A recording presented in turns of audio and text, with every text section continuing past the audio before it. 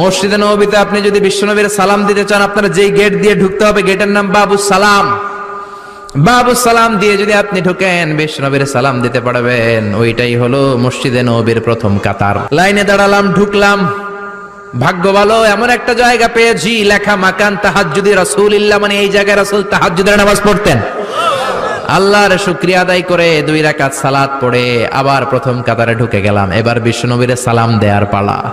হাঁটতে লাগলাম সবার সাথে।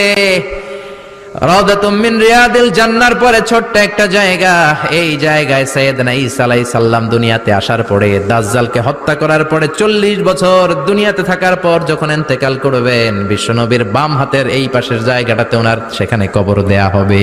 সুবহানাল্লাহ, ছোট্ট একটু জায়গা, কবর দেয়া হবে সেখানে। হাঁটতে লাগলাম, এরপরে বিশ্বনবীর কবর, লেখা মুহাম্মদ রাসূলুল্লাহ সাল্লাল্লাহু